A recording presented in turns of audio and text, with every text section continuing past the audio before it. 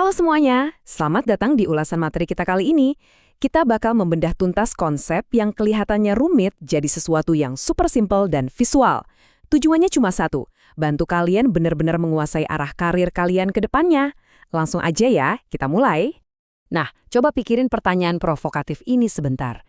Gimana kalau gelar sarjana kalian itu sebenarnya udah kedaluarsa?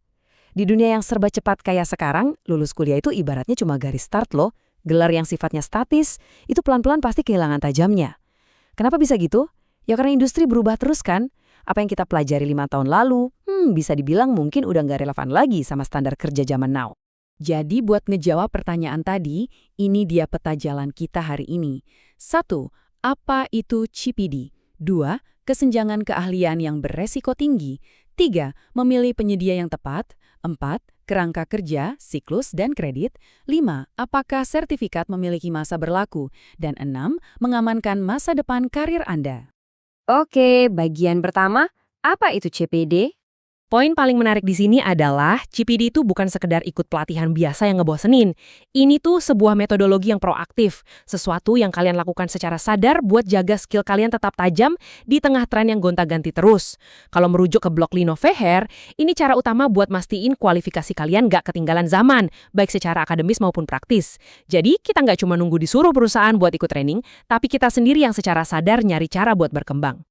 Terus, tahapan ini ngasih gambaran brilian soal gimana sih organisasi ngebangun program pembelajaran yang sistematis. Ingat ya, siklusnya nggak dimulai dari ruang kelas, tapi dari menganalisis secara presis di mana sih bolongnya pengetahuan karyawan kita, bahkan sebelum pelatihannya dibikin. Begitu ketahuan gapnya di mana, baru deh tujuan spesifiknya ditetapin, programnya jalan, dan terus ditingkatkan dalam satu siklus yang ya nggak pernah berhenti.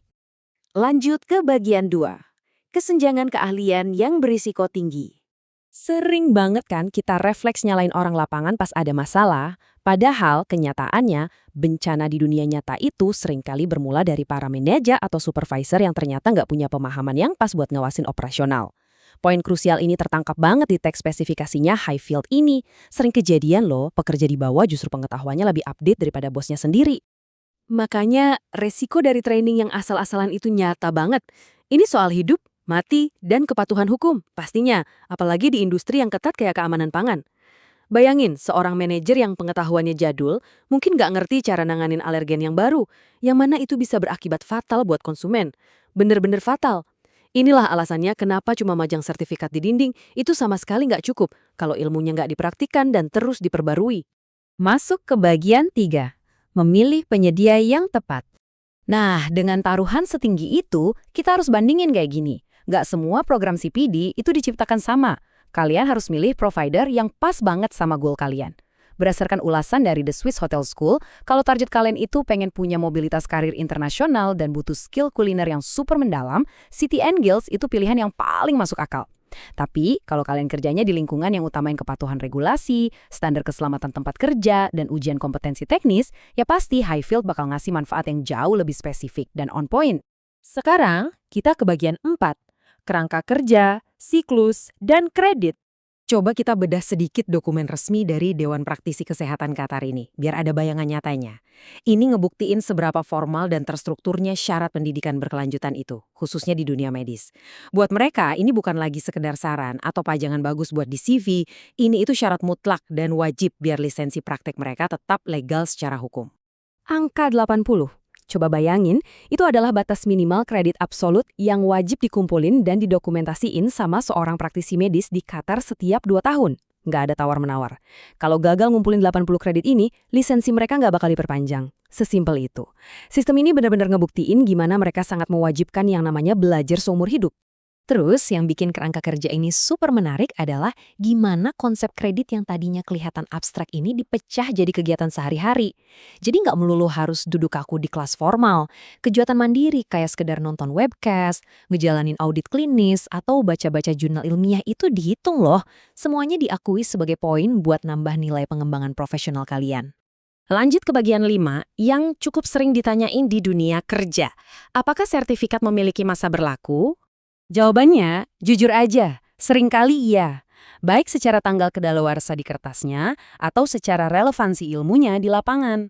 Angka 24 ini adalah jumlah jam CPD yang wajib diselesaikan sama supervisor setiap tahunnya menurut lembaga kayak Highfield.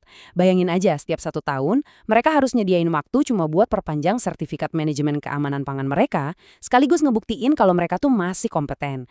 Jadi, sertifikat lama kalian ibaratnya bakal hangus kalau nggak di-maintain rutin kayak gini. Tapi tenang aja, menurut panduan sertifikasi CBAT, kalian sebenarnya punya kebebasan yang lumayan luas buat ngumpulin kredit-kredit itu.